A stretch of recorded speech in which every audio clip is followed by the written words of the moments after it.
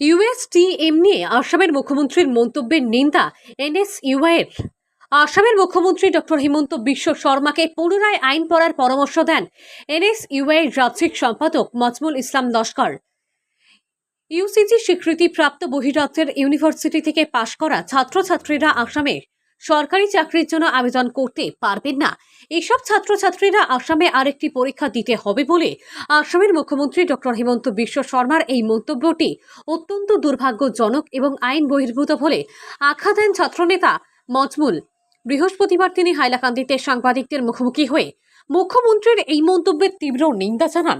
ছাত্রনেতা মজমুল বলেন, প্রতিটি ইউনিভার্সিটি ইউজিসির গাইডলাইন অনুযায়ী পরিচালিত হচ্ছে, তাই যে কোনো ইউনিভার্সিটি থেকে পাশ করা ছাত্রছাত্রীরা যে কোনো রাজ্যে সরকারি চাকরির জন্য আবেদন করতে পারবে।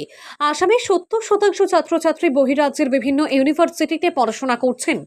ইদানিং মুখ্যমন্ত্রী এই মন্তব্য করে আসামে ছাত্রছাত্রীদেরকে মানসিক চাপের মুখে ফেলে দিয়েছেন। আসামের মুখ্যমন্ত্রীর মতো একজন দক্ষ মুখ্যমন্ত্রীর মুখে আইন বহির্ভূত এমন মন্তব্য আশা করছিলাম না, কিন্তু দুর্ভাগ্যজনকভাবে হঠাৎ করে মুখ্যমন্ত্রী কেন এই মন্তব্য করলেন প্রশ্ন মজমুলের। তিনি আরো বলেন, আসামের মুখ্যমন্ত্রী ডক্টর হিমন্ত বিশ্ব শর্মার নিজের পত্নীর ব্যবসার স্বার্থে ইউএসটিএম নিয়ে এভাবেই মন্তব্য করেছেন, তাই শীঘ্রই মুখ্যমন্ত্রীকে নিজের এই মন্তব্যে উঠিয়ে নেওয়ার আহ্বান জানান। অন্যথায় হাজার হাজার ছাত্রছাত্রীদেরকে সঙ্গে নিয়ে গণতান্ত্রিক প্রক্রিয়ায় রাজপথে নেমে আন্দোলনের হুঁশিয়ারি দেন এনএসইউআইয়ের ৰাজ্যিক সম্পাদক মজমুল ইসলাম লস্কৰ। মই কালি এটা প্ৰেছমিট দেখিছোঁ মুখ্যমন্ত্ৰী মহোদয়।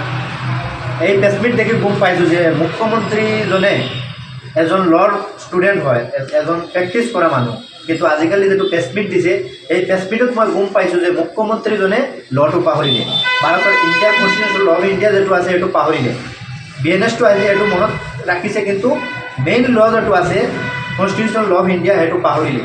মোৰ কিছু বেলেগ ষ্টেটৰ, ত্ৰিপুৰা আৰু বেলেগ ষ্টেটৰ যিবিলাক কলিগসকল আছিলে, বন্ধুসকল আছিলে, তেখেতৰ প্ৰেছমিটটো মোৰ হোৱাটছআপ দি আছে, ফেচবুকত পষ্ট কৰি হাঁহা ৰিয়েক্ট দি আছে যে আসামৰ এজন দক্ষ মুখ্যমন্ত্ৰী হয় কেনেকুৱা মন্তব্য দিব পাৰে, যিটো মন্তব্য লৰ এগেইনষ্টত পৰে আৰু ইউজিচিৰ এগেইনষ্টত পৰে, আৰু বেলেগ ষ্টেটৰ যিবিলাক ইউনিভাৰ্চিটি আছে সেই ইউনিভাৰ্চিটিৰ এগেইনষ্টত পৰে, ল'ৰা ছোৱালী মোৰ ষ্টুডেণ্ট যিবিলাক আছে তেখেতৰ এগেইনষ্টত পৰে।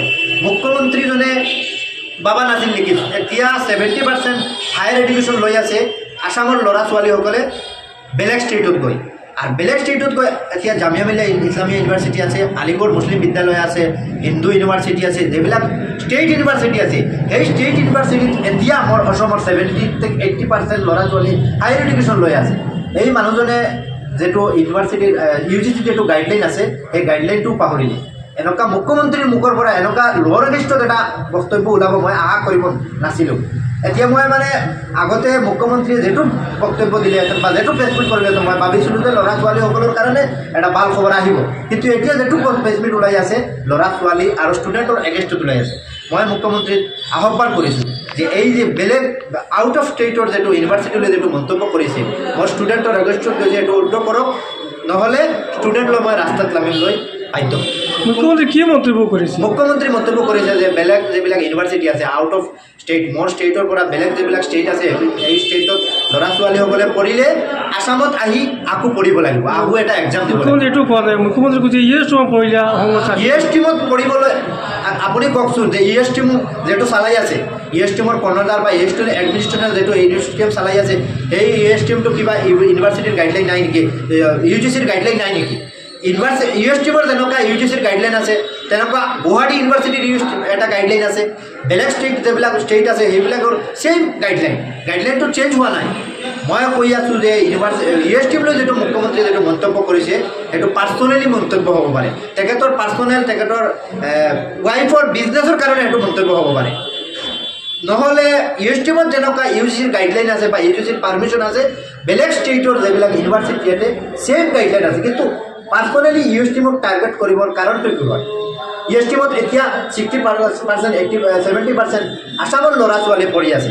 তেখেতৰ এতিয়া আতংক হৈছে যে আমাৰ অসমৰ মুখ্যমন্ত্ৰীজনে এনেকুৱা যদি কথা কৈ থাকে কালি যদি কাৰ্যকাৰী হৈ যাতে মই যাম ক'ত। সেইটোৰ কাৰণতে কৈ আছোঁ যে মুখ্যমন্ত্ৰীজনে ষ্টুডেণ্টক মেণ্টেলি হেৰাছ কৰিব নালাগে, মেণ্টেলি হেৰাছ কৰিব নালাগে।